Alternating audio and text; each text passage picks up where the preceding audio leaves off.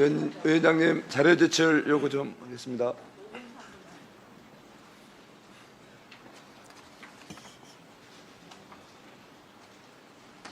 자료 제출에 한해서만 질의에 앞서 받도록 하겠습니다. 그럼 1분씩 드리겠습니다. 송석준 위원님. 예, 이재명 정부 들어서 정말 얼마나 이렇게 기본을 지키지 않는지 모르겠습니다. 기본을 지키지 않으면서 무능한 이재명 정부의 국정난맥상을 단적으로 보여주는 국가정보자원관리원의 화재 사고, 이로 인해서 국가전산망이 마비 사태에 이르러서 아직도 반도 복구가 안 됐습니다. 우리 헌법재판소에 이번 화재 사고와 관련된 전산 장애 현황 좀 자료 제출해 주시고요. 기타 또 제가 서면으로 요구한 자료 오늘 중으로 제출해 주시기 바랍니다. 어제 우리 감사원 국감 우리 중에 우리 동료 우리 곽규택 의원의 발언권, 국정감사위원으로서의 이런 정상적인 감사 권한을 박탈당한 어제 하루였습니다. 대한민국 헌정사, 의정사에 있을 수 없는 끔찍한 사고였는데 이 점에 대해서 우리 최 위원장님 정식으로 사과 한번 해주시기를 전면에서 정중하게 요청드립니다. 또 자료 요구하실 위원님 거소해 주십시오. 네, 없으면 질의에 들어가도록 하겠습니다. 좀 말씀 좀 해주세요. 시간은 없지만 짧게라도 부탁드립니다. 이성윤 위원님 질의 시작해 주십시오. 자료를 그럼 대체해 주세요. 답변 자료. 예, 전주시의회 출신 이성윤입니다. 피청구인 윤석열을 파면한다. 지난 4월 4일 11시 22분 우리 헌법재판소는 윤석열에 대해서 파면을 선고했습니다. 처장님, 이날 헌재 선고로 대한민국이 정상으로 가는 첫 단추를 끼웠습니다. 재판관님을 비롯한 헌재 모든 관계자분께 진심으로 감사드립니다. 수고 많으셨습니다. 처장님, 헌재 탄핵 심판은 공무원의 이원 위법행위에 대해서 징계적 성격, 말하자면 특수한 징계재판의 일종이죠. 네, 그렇습니다. 동의하십니까? 네, 그렇습니다. 지난번 헌법재판소 결정문에서 현재 이렇게 결정을 했습니다. 윤석열의 이원 위법 행위는 국민의 신임을 배반한 것으로서 헌법 수호의 관점에서 용납될 수 없는 중대한 헌법 위반 행위이다. 이런 취지로 설치했죠. 네, 그렇습니다. 현재 결정문을 구체적으로 보면 윤석열의 계엄 선포 및 포고령 발령이 헌법과 법률을 위반했고 국회에 대한 군경 투입은 헌법을 위반했으며 중앙선관위에 대한 압수수색은 선관위의 독립성을 침해했고 법조인에 대한 위치 확인 시도는 사법권의 독립을 침해했다. 이런 행위에 대해서 모두 이원 위법이라고 판단했죠. 네, 그렇습니다.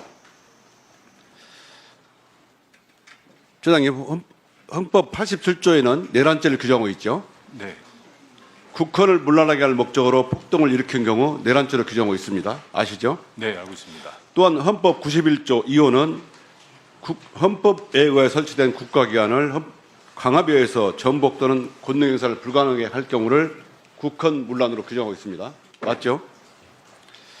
그러면 결정문이 인정한 헌법 법률 위반 행위가 그대로 헌법 91조 2호에 들어맞는다고 보는데 처장님도 그렇게 생각하십니까? 심판의 대상이 다르기 때문에 아니, 헌법 91조에 헌법 위반 행위 네, 네. 이거를 헌법 국헌을 문란 목적의 경위가 나와 있지 않습니까? 네. 여기에 해당되냐고 여쭤보는 거예요.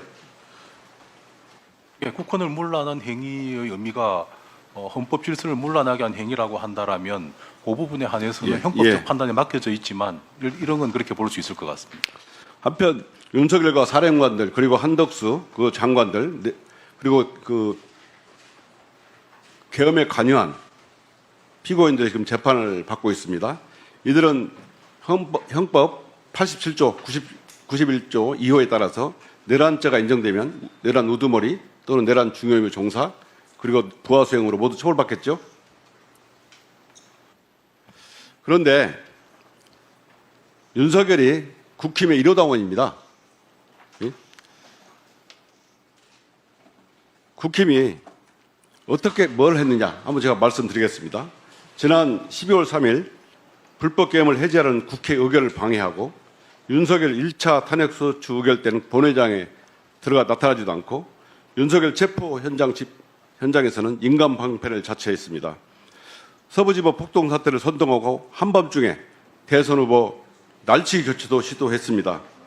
최근에는 통일교로부터 불법 정치자금을 수수하고 통일 교인들을 당원으로 대거 받아들이는 대선쯤에는 정교 유착까지 범했습니다.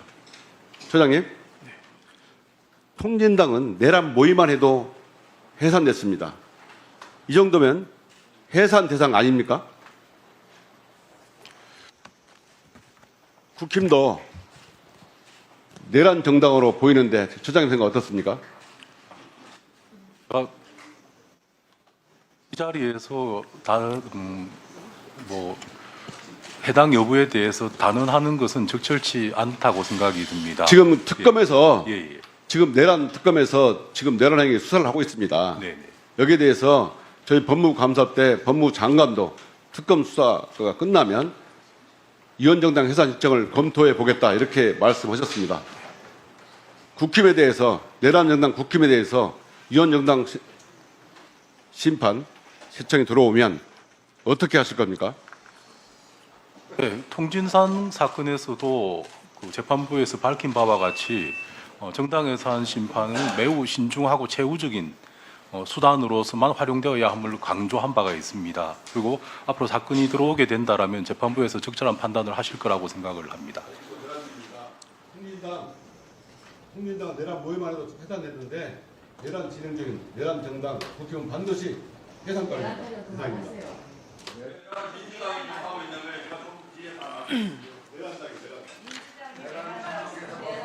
자, 국민들께서 지켜보고 계십니다. 이렇게 헌법재판소까지 나와서 타인의 발언을 방해하거나 위원장의 허락을 얻지 않고 발언을 하시거나 또는 의제와 상관없는 허가받은 발언의 성질과 다른 발언을 하지는 마십시오.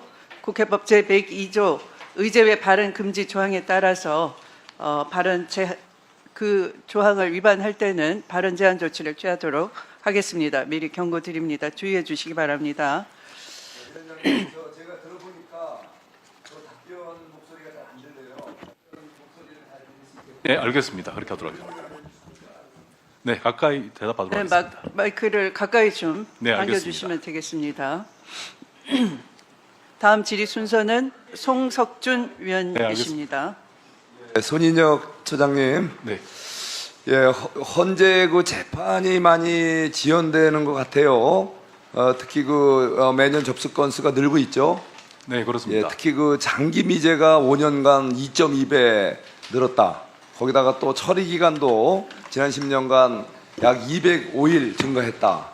이게 좀 문제잖아요. 네, 우리 국민들의 여러 가지 또 헌재 관심 또 여기를 통해서 뭔가 해결되는 그런 요구가 많은데 이렇게 늦어지는 이유가 뭔가요? 일단 저희들이 분석하기에는 사건 수가 많아지고 또한 예. 중요하고 무거운 쟁점을 가진 사건들이 많아졌기 때문에 그런 것으로 이해하고 있습니다. 그렇죠. 예. 그래서 여기에 대해서는 뭐 여러 가지 대책을 강구하고 계시죠? 네, 그렇습니다. 예. 자, 그런데 이번에 이제 이재명 정부 들어서 예, 지금 뭐 사법 개혁을 한다고 그래요. 예. 그러면서 헌법재판소에 우리 소원 대상의 이제 재판을 이제 헌법 소원 대상으로 이제 했으면 좋겠다라는 이 법안이 또 이게 올라와 있단 말이에요. 자, 이 부분에 대해서 어떻게 생각하세요? 재판소원에 대한 그 헌법재판소법 개정안에 대해서는 저희 헌법재판소에서도 여러 차례 도입이 필요하다라는 점을 국회에 제출한 바가 있습니다. 결국 국민의 기본권 보장과 헌법적 가치의 실현을 위해서는 재판소원이 도입되면 좋겠다라는. 오케이. 자, 그런데 문제는 지금 현 시스템에서 그냥 헌법소원을 재판을 허용한다면 심각한 문제가 있겠죠? 이 현재 상태에서는. 그죠? 예, 뭔가 현재로서는 보러 여러 종합적인 대비책이 있은 다음에 해야 그게 가능하게 됐죠. 그 소화가 되려면 사실상 헌법소원을 그 대상의 그 재판을 은다는 것은 어쩌면은 사심제로도 갈 수 있는 하나의 그런 상황이 올 수도 있지 않겠습니까? 그렇죠? 예, 그걸 염두 안 할 수가 없는 거죠. 네, 그렇습니다. 그렇게 될 경우에는 대한민국의 현행 헌법 시스템은 사실상 사심제를 전제로 하는 사법 시스템은 아니죠. 네, 네. 예, 그렇다면은 헌법적인 보완과 함께 사실상 어쩌면은 국민들의 권리 구제를 위해서 헌법재판소에 헌법소원 대상으로 재판을 할 수 있겠죠.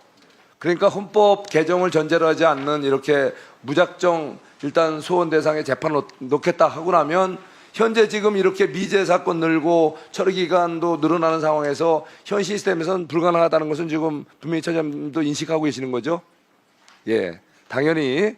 그런데 이렇게 무책임하게 지금 사법개혁을 헌법 개정을 전제하지 않는 사법개혁을 하겠다는 겁니다.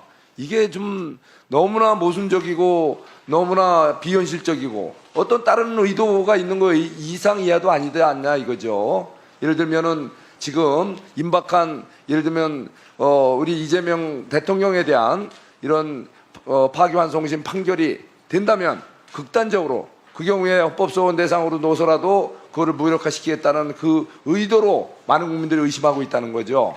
그건 말이 안 된다는 건 지금 말씀하신 거로 우리가 알아볼 수 있죠. 자, 그다음에 이것도 사법개혁의 일환으로 또 특별재판부를 또 설치하겠다 이런 또 법안이 또 올라와 있어요. 자, 우리 처장님, 우리 법조인의 한 사람으로서 또 우리 대한민국의 가장 중요한 또 헌법 재판 결정을 또 같이 이끌어 가시는 분으로서 이 특별재판부 설치에 관한 이런 그 내용에 대해서 어떻게 생각하세요? 특별재판부 설치와 관련해서 합헌론과 위헌론의 대립이 있는 것으로 알고 있습니다.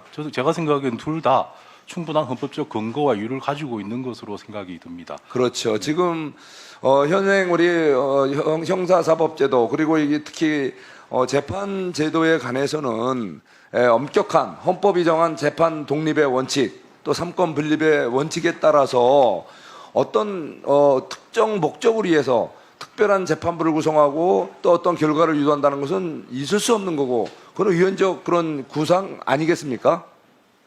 예, 그래서 이런 특별재판부에 대해서는 엄격히 다시 한번 사법개혁이라는 이름으로 예를 들면 지금 3특검에 의한 이런 수사 기소된 사건은 별도의 특별재판부를 구성해서 이거를 처리하겠다라는 그런 구상들이 있는 것 같아요. 이거에 대해서는 우리가 헌법재판소에서도 엄중하게 대처해 주시고 정말 우리 대한민국의 최후의 보루로서 우리 삼권 분립 그리고 자유민주주의 우리 헌정 질서를 유지하는데 우리 헌법재판소가 소임을 다해 주시기를 바랍니다.